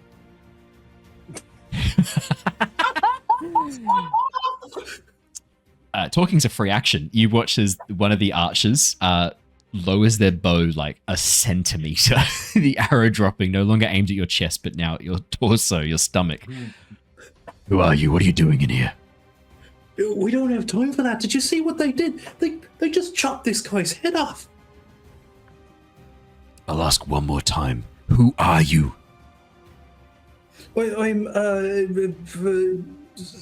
Stan. Stan? Yeah. Look like a stand.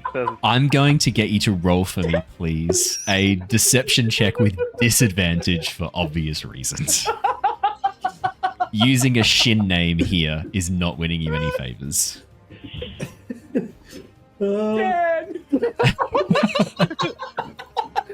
Genuinely panicked. Yep, I can tell. It shows. Deception. All right. Yes, please. Oh god. Oh boy. Well, we've started with a 7.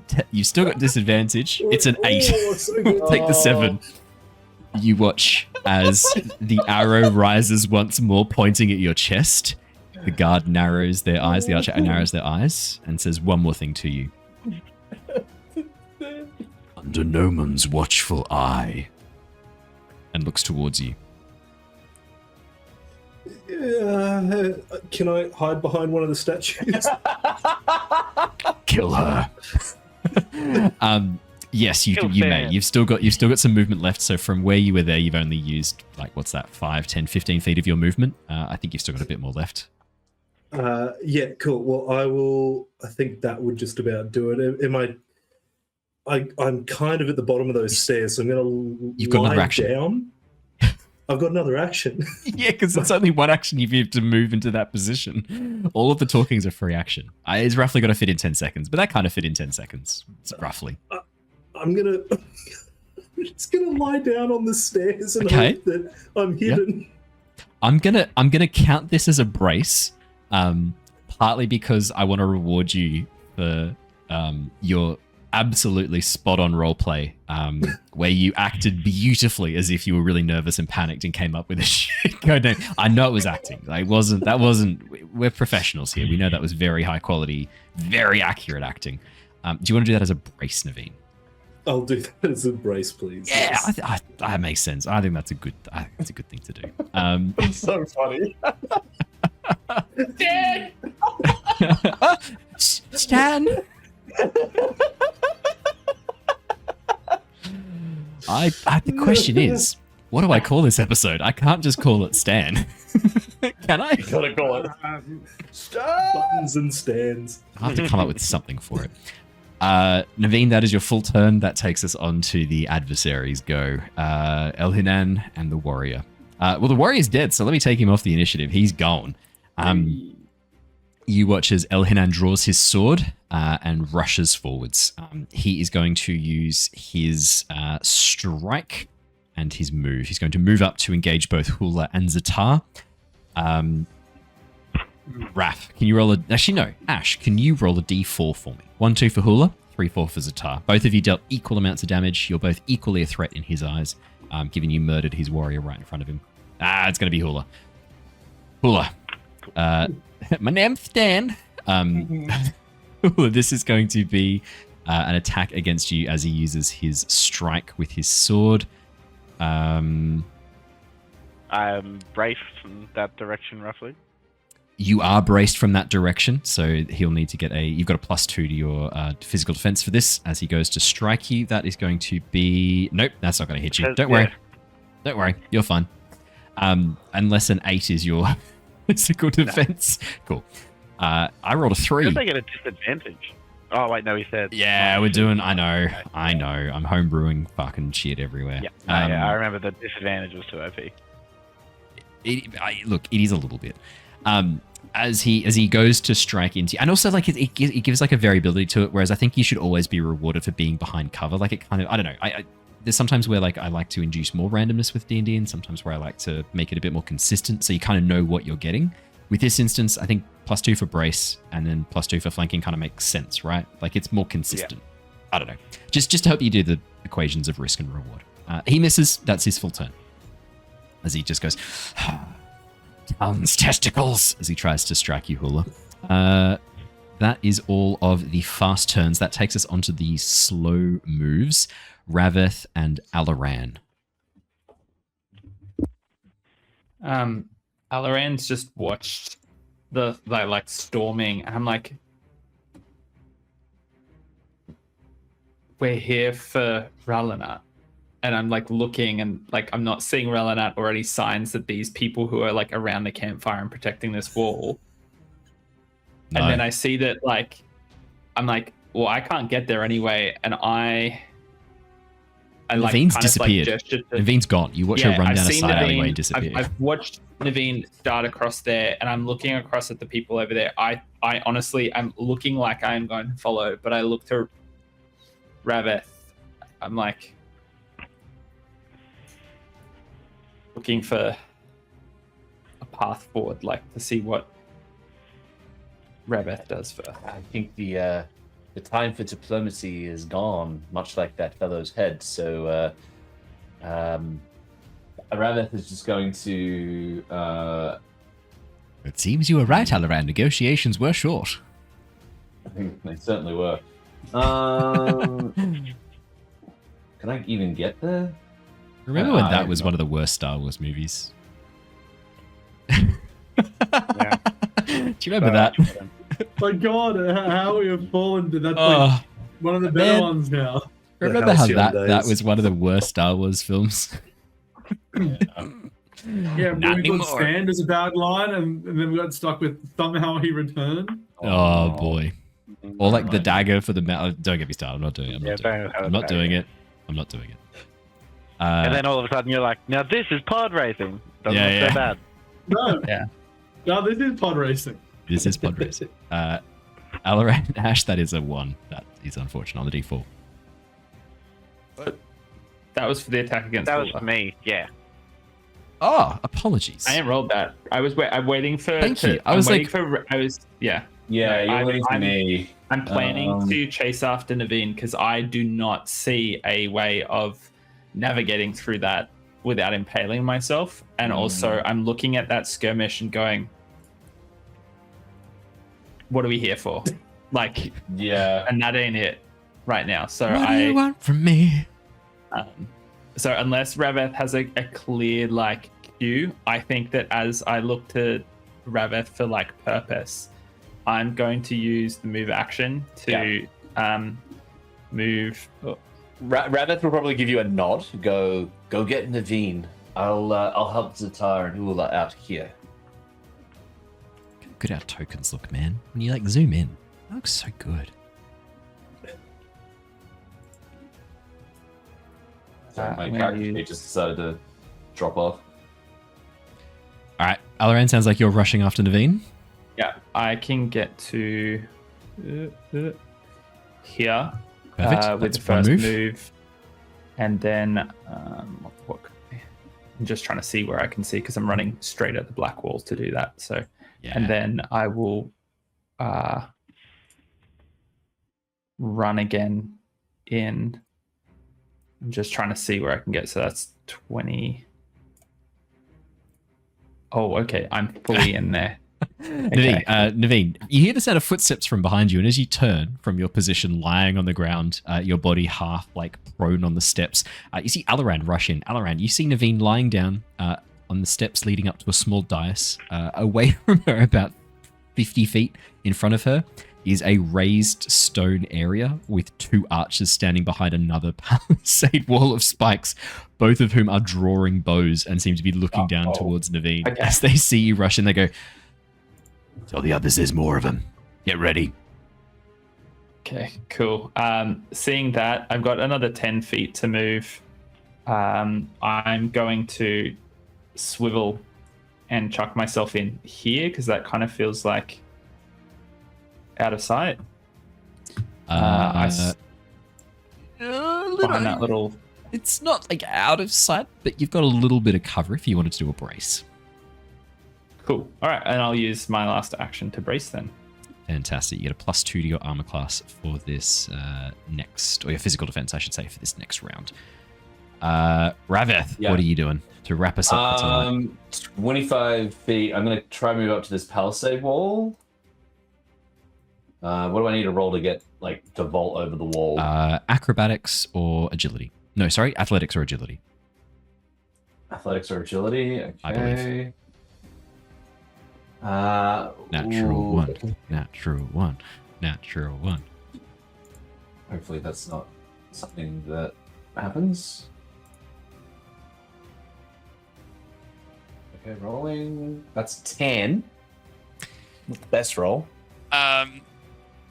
Yeah, I mean, it doesn't go very well for you, Alaran, Rav-eth. As you go to vault over the... I was just typing in the +2 physical defense so we don't forget for next time from Brace. Yeah. As you rush forwards, Rav-eth, and go to vault over, you find the spikes are much sharper and angled to prevent someone vaulting over. As you go to vault over, you find yourself stabbed a couple of times.